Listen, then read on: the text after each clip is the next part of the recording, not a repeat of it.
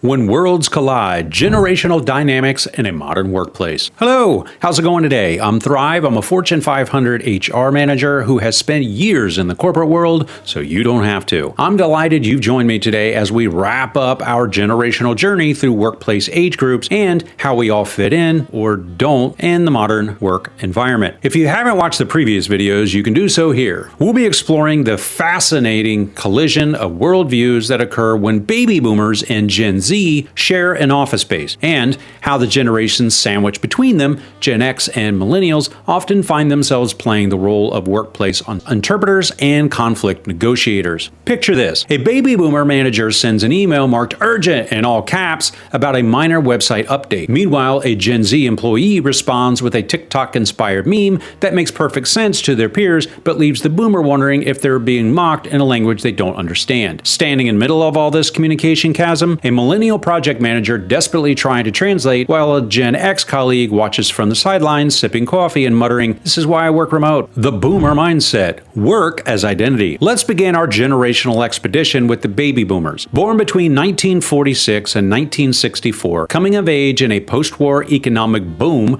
boomers developed a unique psychological relationship with work that continues to influence workplace dynamics today. For many boomers, work isn't just something you do, it's fundamental to who you are. Your career isn't merely a paycheck, it's your calling card, your social identity, and often your life's purpose. This generation witnessed unprecedented economic growth and opportunity, which fostered a belief that hard work inevitably leads to success, a psychological framework that we would probably call optimism. This perspective created several distinct workplace traits among boomers. First, there's the famous work ethic, that dogged determination to be first in, last out. For boomers, physical presence equals commitment. They're the generation that invented the phrase FaceTime, long before Apple made it a way to video chat with your grandchildren. Second, boomers often respect chain of command. They respect the chain because they've climbed it rung by painful rung. When a 25-year-old suggests flattening the organizational structure, the boomer executive doesn't just hear an alternative management strategy, they hear the devaluation of 3 decades spent ascending that very hierarchy. Third, boomers tend to prize loyalty, having built careers when companies still offered pensions and gold watches for retirement. Many developed psychological attachments to their employers that younger generations find almost incomprehensible. As one boomer executive told me recently, "I've given this company 30 years of my life." The key word here is given, as though those years were a gift, not a transaction. It's a sentiment that makes perfect sense to fellow boomers, but sounds nearly alien to many Gen Z ears. The Gen Z perspective. Work as a component. Now let's fast forward several decades to meet our workplace newcomers. Gen Z, born roughly between 1997 and 2012-ish. If boomers see work as identity, Gen Z tends to view work as a component, one piece of a complex life puzzle that includes digital presence, social activism, side hustles, and mental wellness. Growing up in the shadow of the 2008 financial crisis, climate change, and global pandemics, Gen Z developed a psychological framework we might call pragmatic skepticism. They've watched institutions fail,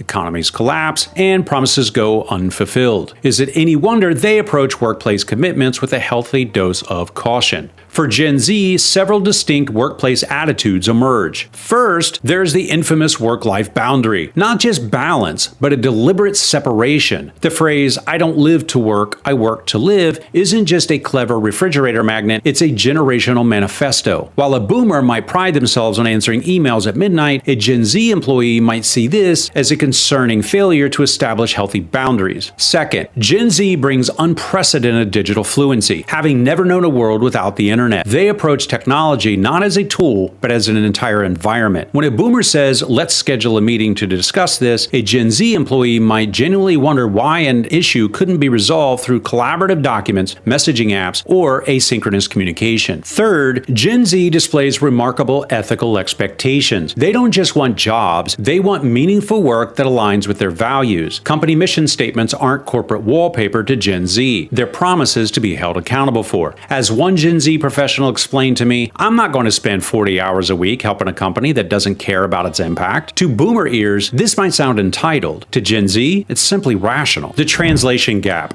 So here we have two generations with fundamentally different psychological relationships to work, often speaking what amounts to different languages about the same concepts. When a boomer says professionalism, they might mean suits, punctuality, in person. When a Gen Z employee hears professionalism, they might think authenticity, effectiveness, and ethical consistency. No wonder workplace communication sometimes resembles a game of psychological telephone, with messages becoming increasingly distorted as they travel across generational lines. Hey, if you're digging the content, hit the like button and drop a comment below, whether it's your favorite emoji, word, or even your grocery list. It all helps the channel, so thanks for keeping us fed with engagement. Consider this scenario. A boomer manager asks a Gen Z employee to dress more professionally. The boomer means wear more formal attire. The Gen Z employee hears your self-expression is inappropriate and feels their authenticity is under attack. What began as a simple dress code reminder transforms into identity crisis and potential resignation letter. This is where our generational translators come in. The generational bridge builders. Enter the middle children of our workplace family. Generation X, born 1965 to 1980, and Millennials, born between 81 and 1996-ish. While different in many ways, these generations share something crucial. They have adapted to a massive technological and cultural shifts during their formative years and early professional years. Gen X grew up as latchkey kids during massive economic and social change. They entered the workforce when company loyalty was already beginning to erode, but before the digital transformation had completely reshaped office culture. This unique positioning gave them a psychological perspective we might call resilient pragmatism. They're adaptable enough to navigate change, but skeptical enough to question corporate propaganda. Millennials, meanwhile, came of age during the internet's adolescence. They remember dial-up modems and the thrill of creating their first email address, but they're also fluent in digital culture. Having entered the workplace during the Great Recession, many developed a psychological framework of cautious idealism. They want meaningful work and work-life balance like Gen Z, but they also understand the economic realities that concern boomers. These middle generations function as workplace translators in several important ways. First, they speak multiple generational languages. Having worked for boomer bosses and alongside Gen Z colleagues, they understand the underlying values and concerns of both groups. Secondly, they're technologically bilingual. They remember life before smartphones, but have generally adapted to digital workflows, allowing them to bridge the gap between analog and digital workplace preferences. Third, they've experienced enough workplace evolution to recognize patterns. When a boomer insists on unnecessary meetings or a Gen Z employee dismisses established protocols, these middle generations can also identify the valid concerns beneath generational habits. The Millennial Mediator, caught in the middle. Millennials, in particular, often find themselves in the translator role. As the largest generation in today's workplace, they frequently occupy middle management positions, directly supervising Gen Z employees while reporting to Boomer or Gen X executives. This positioning creates what I call the Millennial Mediator Syndrome. Consider this workplace exchange. A Boomer executive sends an email. Need everyone in the office 5 days a week. Company culture depends on face-to-face interaction. Gen Z employee responds. Studies show productivity increases with flexible work arrangements, and commuting 5 days contributes to carbon emissions that contradict our sustainability goals. The millennial manager now faces the inevitable task of translation. To the boomer, the team is concerned about work efficiency and our environmental commitments. To the Gen Z employee, leadership values spontaneous collaboration and is worried about maintaining our organizational identity. Neither message fully captures the nuance of either position, but both attempt to translate value in a way that each generation might better understand. It's exhausting work and partially explains why millennials have earned the reputation for anxiety and burnout. As one millennial manager told me, I spend half my day translating boomer expectations into language that won't trigger a great resignation among my Gen Z team members, and the other half translating Gen Z feedback into terms that won't give my boomer boss a coronary. Gen X, the overlooked interpreters. If millennials are the obvious translators, Gen Xers like myself often serve as the overlooked interpreters of workplace dynamics. Having witnessed massive technological and cultural shifts, they developed an adaptability that serves them well in multi-generational environments. The Gen X perspective tends to be refreshingly straightforward. Figure out what works and do it. This pragmatism makes them excellent behind-the-scenes problem solvers. While millennials might schedule a meeting to discuss generational communication styles, a Gen Xer might simply pull people aside individually and say, here's what they actually mean. Their relatively small numbers compared to boomers and millennials have trained Gen X to work independently and solve problems without fanfare. They're the workplace workplace equivalent of the middle child, who learned to fend for themselves while parents focused on demanding firstborn and the needy youngest. As one Gen X director explained, "I don't care if you're 60 or you're 20. Just get your work done and don't create drama. I've been dealing with corporate nonsense since the 1990s, and I don't have the energy for generational warfare." This no-nonsense approach often makes Gen X the secret weapon in navigating multi-generational tensions. Beyond stereotypes, the psychology behind the conflicts. While generational archetypes provide useful frameworks, it's important to understand the deeper psychological factors driving workplace conflicts. Three key psychological elements influence generational workplace dynamics. First, there's formative economic context. Boomers experienced unprecedented economic expansion, Gen X witnessed economic volatility, millennials entered the workplace during the recession, and Gen Z has never known true economic stability. These experiences create fundamentally different risk tolerances and security needs. Second, there's technological adaptation. Each generation has a different relationship with technology based on when and how they encounter digital tools. This creates not just skill differences, but entirely different mental models for how work should function. Third, there's institutional trust. Each successive generation has witnessed more institutional failures and broken promises, leading to decreasing baseline trust in organizations. When Boomer says trust the process and a Gen Z employee responds skeptically, they're revealing different lived experiences with institutional reliability. Understanding these psychological underpinnings help us move beyond simplistic stereotypes to recognize legitimate differences in perspectives. Case study: the meeting that never needed to happen. Let me share a case study that illustrates these dynamics in action. A technology company I worked for in the past was experiencing significant tension between their senior leadership, primarily boomers at the time, their project managers, mostly millennials, and their development team, heavily Gen Z. The conflict centered around meetings. Senior leadership insisted on daily in-person status meetings, which they viewed as essential accountability measures. The development team found these meetings disruptive to their workflow and questioned why updates couldn't be shared through their project management software. The millennial project managers were caught in the middle, understanding both perspectives but struggling to find a solution that satisfied everyone. Meanwhile, the Gen X department head mostly avoided the conflict entirely, occasionally muttering, "We're wasting more time talking about meetings than we spend in the actual meetings." The breakthrough came when one millennial manager reframed the conversation around shared values rather than preferred methods. Instead of debating meeting frequency, they asked both groups, "What does effective communication look like for you?" The boomer executive described wanting visibility in project progress and opportunities to provide guidance. The Gen Z developers wanted uninterrupted focus time and recognition for their autonomy. These weren't incompatible goals, just different approaches to achieving them. The solution wasn't a compromise, but a translation. Asynchronous updates through their project management system, visualization dashboards for executives, and weekly rather than daily in-person meetings that were strictly time-boxed. Both groups got what they valued, just not in the format they initially requested. The future workplace, generational integration. As we look toward the future workplace, successful organizations will be those that facilitate generational integration rather than merely accommodating different groups. This means creating systems and cultures that translate across generational lines. Several strategies prove effective in doing this, and I'll share those with you now. First, focus on outcomes rather than methods. When organizations emphasize results over process, generational preferences become less contentious. A boomer might prefer in-person collaboration, while a Gen Z employee works better remotely. But if both achieve their objectives, the method becomes secondary. Second, create explicit communication norms. Many generational conflicts stem from unstated expectations about response times, communication channels, and interaction styles. Organizations that clarify these norms, ideally with input from all generations, reduce unnecessary friction. Third, implement reverse mentoring programs. Traditional mentoring pairs senior employees with junior ones, but reverse mentoring flips this dynamic, allowing younger employees to share their perspectives and skills with senior colleagues. This creates mutual respect and learning across generational lines. Fourth, recognize that generational diversity offers competitive advantages. Teams with age diversity outperforms homogeneous groups in problem solving and innovation, precisely because they bring different perspectives to challenges. Conclusion: the multi-generational advantage. As we conclude our exploration of generational workplace dynamics, I want to emphasize that generational diversity, despite its challenges, represents a tremendous organizational advantage. When properly harnessed, having 4 or even 5 generations in one workplace creates unprecedented unprecedented opportunities for innovation and adaptability. Boomers bring institutional knowledge, professional networks, and crisis-tested experience. Gen X contributes pragmatic problem-solving, independence, and adaptability. Millennials offer technological fluency combined with organizational savvy and collaborative approaches. Gen Z brings digital native capabilities, ethical expectations that keep organizations accountable, and fresh perspectives on established practices. The key isn't to eliminate generational differences, but to translate them, to create workplaces where various perspectives are recognized as valuable rather than problematic. In this effort, our generational bridges, particularly Millennials and Gen X, play crucial roles. Their ability to understand and communicate across generational lines doesn't just reduce conflict, it unlocks the full potential of multi-generational collaboration. So the next time you find yourself in a cross-generational workplace conflict, remember that you're not just experiencing annoying differences in work style, you're witnessing the collision of distinct psychological relationships with work itself, each shaped by unique historical, technological, and economic circumstances. And perhaps, with better understanding and a few skilled translators, these collisions can transform from frustrating conflicts into creative breakthroughs. Hey, so thanks for joining me on this generational journey. Whether you're a boomer, a Gen Xer, millennial, or Gen Z, or perhaps even part of the emerging Alpha generation, just beginning to imagine their future work lives, I hope this exploration helps you navigate our shared but diversely experienced workplace with greater understanding and effectiveness. After all, the future belongs to those who can translate across generational lines, creating workplaces where, okay, boomer, and these kids today, give way to something much more powerful. I see your perspective, and here's what we can learn from each other. Like if you like, sub if you sub, share if you share. I'm Thrive. Bye.